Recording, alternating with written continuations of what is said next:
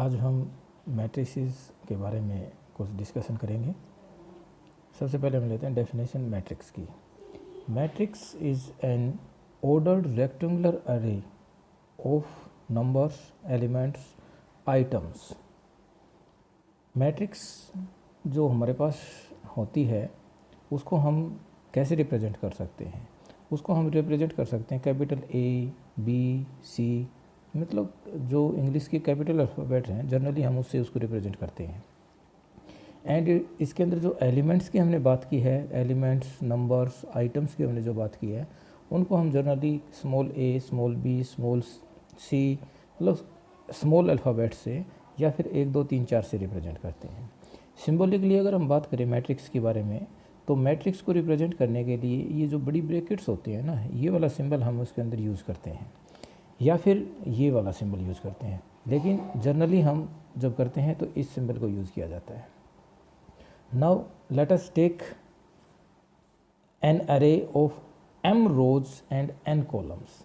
एक हमने एक मैट्रिक्स लिया A11, A12, A13, AN1N, A21, A22, A23, A2N up to AM1, AM2, AM3 up to AMN, m into n।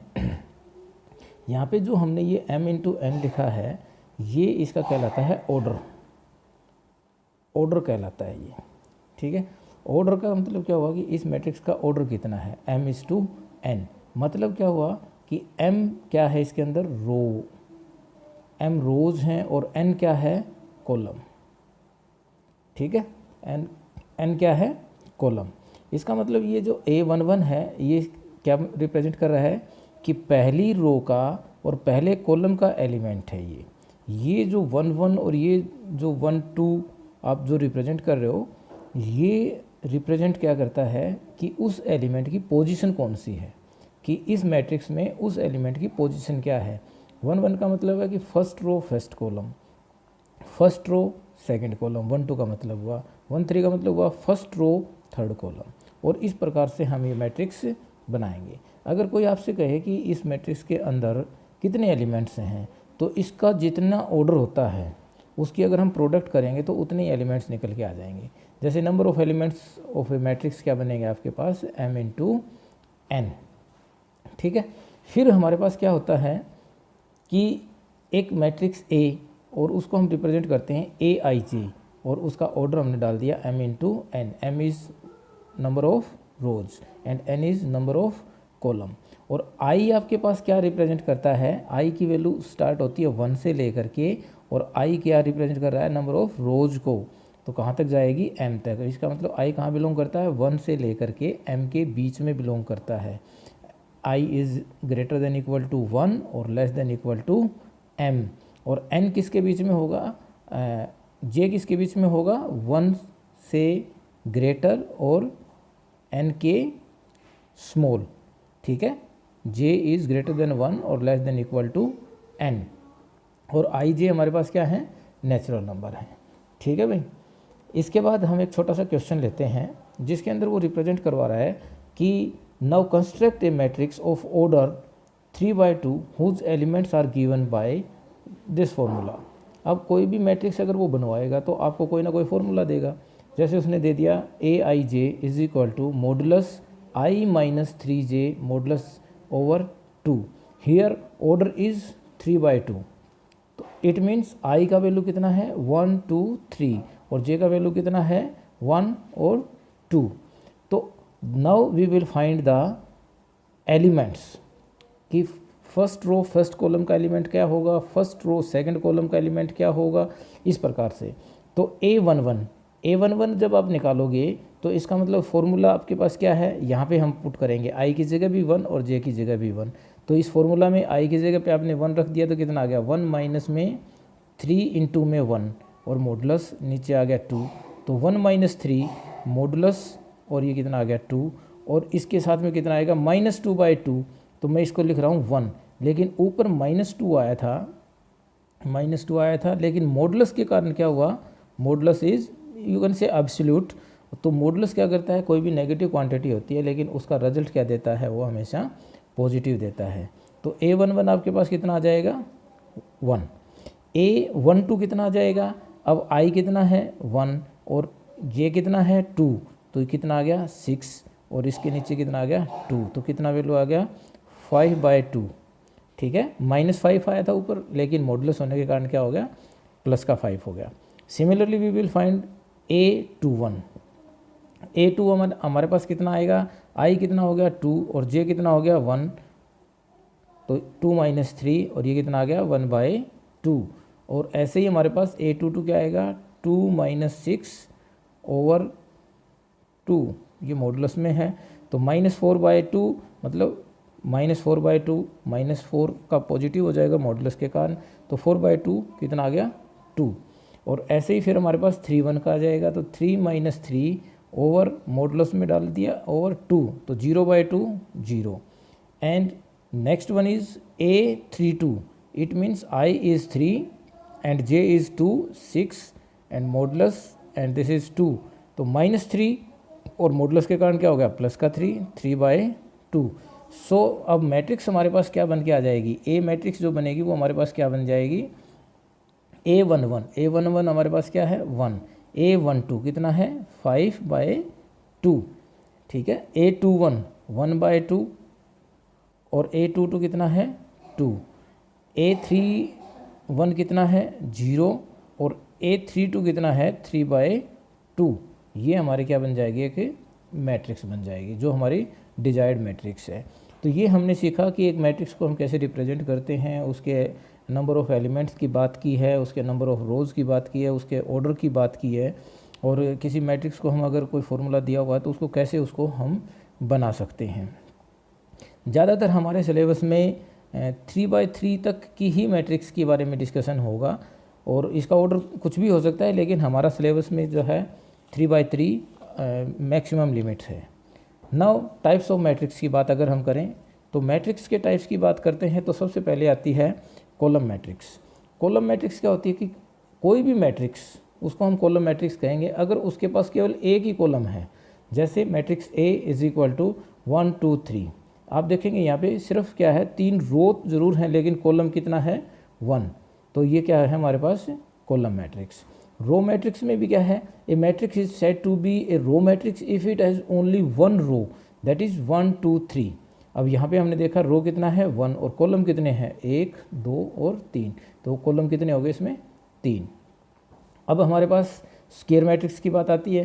Square matrix हमारे पास क्या है, a matrix in which rows is equal to number of column, जिसके अंदर रो और column क्या हो जाएं बराबर हो जाएं, वो हमारे पास क्या कहलाएगी स्क्वायर मैट्रिक्स कहलाएगी। जैसे ए मैट्रिक्स लिया हमने ABCD इज़ 2/2, यहाँ पे आपके पास कॉलम कितने हैं 2 और रो भी कितने हैं 2, तो ये हमारे पास क्या है स्क्वायर मैट्रिक्स है।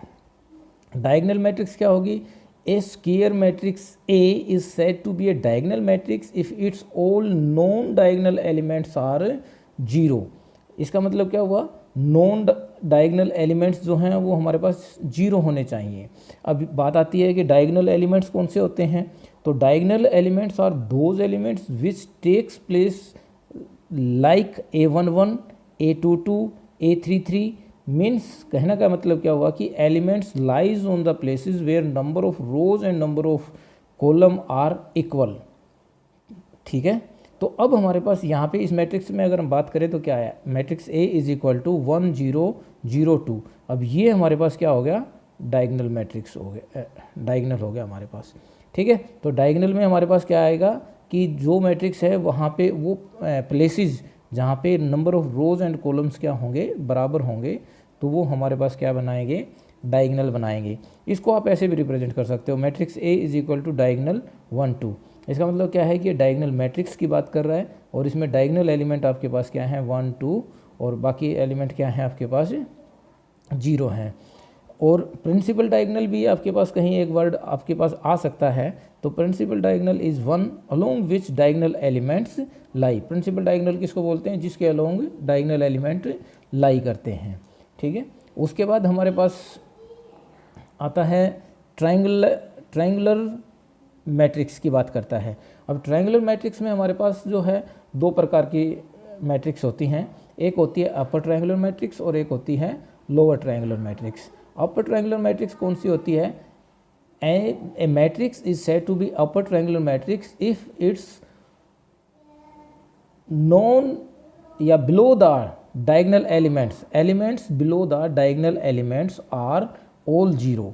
डायगोनल एलिमेंट्स से नीचे के जितने भी एलिमेंट्स हैं वो सारे क्या होने चाहिए? जीरो होने चाहिए। ठीक है, तो वो हमारे पास क्या होगी? अपर ट्रायंगुलर मैट्रिक्स बन जाएगी। कहने का मतलब क्या है कि नीचे कुछ आना नहीं चाहिए। ये देखोगे तो आपके पास क्या है? ये एक ट्रायंगल बन रही है, ठीक है, और वो कौन सी साइड में है? ऊपर की साइड में है, तो इसको हमने क्या बोल दिया? अपर ट्रायंगुलर मैट्रिक्स बोल दिया।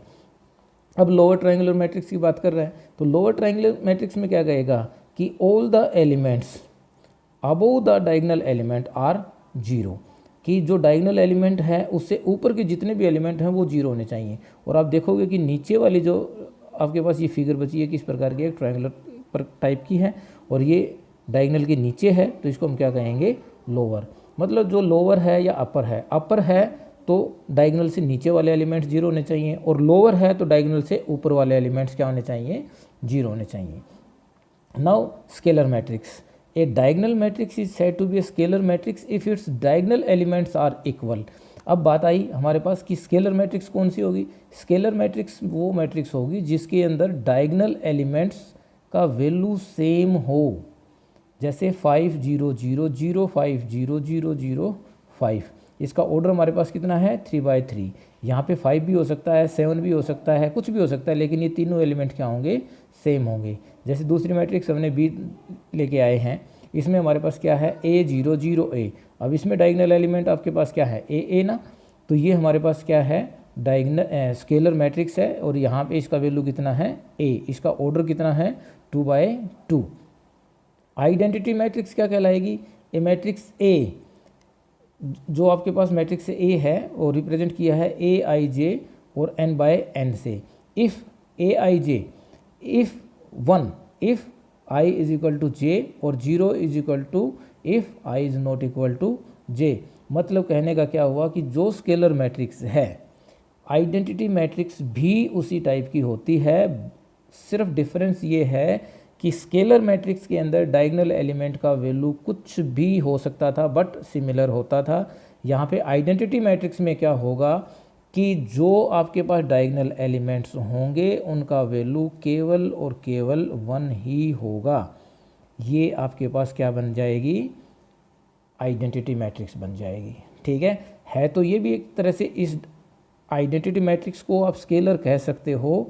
और स्केलर में और आइडेंटिटी में डिफरेंस क्या है कि आइडेंटिटी के अंदर केवल यहाँ पे डायगोनल एलिमेंट क्या है? 1 1 1, लेकिन स्केलर मैट्रिक्स के अंदर यहाँ पे 1 1 1 भी हो सकते हैं, 2 2 2 भी हो सकते हैं, 5 5 5 भी हो सकता है। ठीक है, तो नेक्स्ट है हमारे पास जीरो मैट्रिक्स। जीरो मैट्रिक्स कहिए, नल मैट्रिक्स कहिए, वॉइड मैट्रिक्स कहिए, एम्प्टी मैट्रिक्स कहिए, और जैसा कि इसने नाम से ही रिप्रेजेंट हो रहा है जीरो मैट्रिक्स। जीरो मैट्रिक्स का मतलब एक ऐसी मैट्रिक्स जिसके सारे के सारे एलिमेंट क्या हों? जीरो। और इसको कई बार हम स्मॉल जो कैपिटल O जो होता है इससे भी हम रिप्रेजेंट कर देते हैं। Next one is comparable matrix. Comparable मतलब कहने देखो नाम से ही पता चल रहा है कंपेरेबल, जिसको हम कंपेयर कर सकें, और कंपेयर करने के लिए दो मैट्रिक्स की ज़रूरत तो पड़ेगी। तो यहाँ पे जब हमको कंपेयर करना है तो we will take two matrices A and B are said to be comparable if they are of same order. किसी को कंपेयर करना है तो उसकी कुछ फीचर्स तो बराबर होनी चाहिए ना। तो मैट्रिसेस में हम ये कह रहे हैं कि इनका ऑर्डर जो है वो सेम होना चाहिए। ठीक है, इक्वल मैट्रिक्स। इक्वल मैट्रिक्स में भी हमें दो मैट्रिक्स की ज़रूरत पड़ेगी भाई, 2 या 3 4 5 में हम चीज़ को चेक करना चाह रहे हैं कि कौन कौन सी हमारे पास इक्वल हैं या नहीं है। तो कोई भी दो मैट्रिक्स जो हैं A और B वो इक्वल मैट्रिक्स होंगी if they have the same order. Means वो दोनों मैट्रिक्स क्या होनी चाहिए? कंपेरेबल तो होनी चाहिए। बट एक कंडीशन और एक्स्ट्रा इसमें ऐड हो रही है, वो क्या है? Each element of A is equal to corresponding element of B। Corresponding का मतलब क्या हुआ कि जो हमारे पास एलिमेंट B में जिस पोजीशन पे है वही A में भी उसी पोजीशन पे होना चाहिए, तभी वो हमारे पास क्या होंगी? इक्वल मैट्रिक्स होंगी। जैसे हमारे पास ये आ गया 2 3 0 1 4 5 7 8, these are two comparable matrices because its order is 2 by 2 and its order is also 2 by 2. But A, B, C, D and A, B, C, D, these two are equal matrix because A first row first column element क्या है A, दूसरी matrix में first row first column क्या है A, तो A के बराबर है, कोरस्पॉन्डिंग पोजीशन होगी, B के बराबर है, मतलब 1 2 के ऊपर जो पोजीशन पे यहाँ पे एलिमेंट है वो सेम एलिमेंट 1 2 पोजीशन पे इस मैट्रिक्स में भी दिया हुआ है। तो यहाँ पे हमारे पास क्या बन जाएंगी, ये इक्वल मैट्रिक्स की बात हो जाएगी। ठीक है, अब इक्वल मैट्रिक्स और कंपेरेबल मैट्रिक्स का मैटर समझ में आया। Now take next. अब हम आपको बताते हैं कि दो इक्वल मैट्रिक्स अगर आपको दे रखी हैं तो उनकी वैल्यूज़ हमें कुछ फाइंड आउट करनी है। If A is equal to 4 3 x 5 and B is y z 1 5 are equal matrix, then you have to find the value of x y z। तो दोनों मैट्रिक्स इक्वल दे रखी हैं, इसका मतलब हमने दोनों इक्वल पुट करनी है। फिर इक्वल में आपको एक चीज़ याद रखनी है, क्या बताया था हमने कि इनके कोरस्पॉन्डिंग जो एलिमेंट हैं, कोरस्पॉन्डिंग पोजीशन पे जो एलिमेंट हैं वो सेम होते हैं और ऑर्डर सेम होना चाहिए। ऑर्डर हमने देखा कि इसका भी ऑर्डर कितना है 2 by 2 और इसका ऑर्डर भी कितना है 2 by 2, तो इनका ऑर्डर तो सेम है। अब इसका मतलब क्या है, एक चीज़ और बच गई, वो क्या, कोरस्पॉन्डिंग पोजीशन पे जो एलिमेंट है वो चेक करो। तो यहाँ पे 4 है तो यहाँ पे y है, तो y इज इक्वल टू 4, क्योंकि उसने क्या दिया हुआ, खुद ने बोला हुआ है इक्वल मैट्रिक्स, तो y इज इक्वल टू 4। 3 ये z है तो z की वैल्यू कितनी आ गई 3, x का वैल्यू कितना आ गया 1 और ये क्या बच गया 5 बच गया आपके पास। ठीक है, ऐसे ही मैंने एक एग्जांपल और भी लिखा हुआ है आपके पास, x प्लस में 3, z प्लस में 4, 2y माइनस में 7 minus 6, a minus 1 0, b minus 3 minus 21 0, और ये दोनों मैट्रिक्स बराबर हैं, इसमें 0 6, 3y minus 2 minus 6 minus 3, 2c plus में 2, 2b प्लस में 4 माइनस 21 0, ये दोनों मैट्रिक्स बराबर दे रखे हैं और आपको यहाँ से x y z a b c का वैल्यू निकालना है। तो जो हमने ऊपर काम किया था वही काम हम इसमें करेंगे, कोरस्पॉन्डिंग चेक करेंगे। उससे पहले ऑर्डर देखा, ऑर्डर आया इसका 3 by 3 और इसका भी ऑर्डर कितना है 3 by 3। तब इसके बाद हम इसके एलिमेंट्स क्योंकि बराबर दे रखे हैं तो कोरस्पॉन्डिंग पोजीशन के एलिमेंट्स को चेक करो। x plus 3 is equal to 0, z plus 4 is equal to 6 और 2y minus 7 is equal to 3y minus 2। जब इसको सोल्व किया तो x का वैल्यू कितना आया, x is equal to minus 3, z is equal to 2 और y is equal to minus 5। ऐसे ही हमारे पास माइनस 6 है, ये आ गया। a माइनस 1 किसके बराबर आया, माइनस 3 के बराबर आया, तो a किसके बराबर आया, माइनस 2 के बराबर आया। 0 इसके बराबर है, 2c प्लस में 2 इज इक्वल टू 0, तो 2c आपके पास कितना आ गया, माइनस 2, c किसके बराबर आ गया, माइनस 1 के बराबर। b माइनस 3 किसके बराबर है, 2b प्लस में 4, ये माइनस 21 है, ये माइनस 21, ये 0 और ये 0, तो b माइनस 3 किसके बराबर आया, 2b प्लस में 4, तो b minus 3 equal to 2b plus में 4, तो किसके बराबर आ गया, b माइनस 7।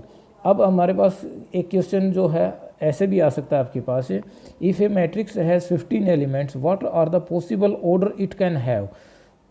जब भी इस प्रकार का कोई आए कि एक मैट्रिक्स के पास 15 एलिमेंट्स हैं तो उसका ऑर्डर क्या हो सकता है। तो अभी थोड़ी देर पहले मैंने बताया था आपको कि किसी भी मैट्रिक्स के अंदर नंबर ऑफ़ एलिमेंट्स की अगर हम बात करते हैं तो हमने क्या कहा था कि उसके ऑर्डर की प्रोडक्ट आएगी, m इंटू n आएगी, ठीक है ना। तो अब वो कह रहा है कि 15 एलिमेंट हैं, तो 15 हैं तो उसको क्या करो, प्रोडक्ट देखो क्या क्या पॉसिबल आपके पास फैक्टर हो सकते हैं। एक 1 इंटू में 15 हो सकता है, 3 इंटू में 5 हो सकता है, इसके आगे हम जाएंगे तो फिर 15 प्रोडक्ट नहीं आएगी, तो वापस 5 इंटू में 3 आ जाएगा, 15 इंटू में 1 आ गया। क्योंकि यहाँ पे हम ये नहीं कह सकते कि दीज आर लाइक, क्यों, क्योंकि यहाँ पे हम मैट्रिक्स की बात कर रहे हैं और मैट्रिक्स में अब ये रोज़ बन गई 15 और इधर ये जब था तो हमारे पास क्या था, कॉलम था। तो दोनों मैट्रिक्स में हमारे पास कुछ अलग डिफरेंस चेंज आया है। Thank you friends.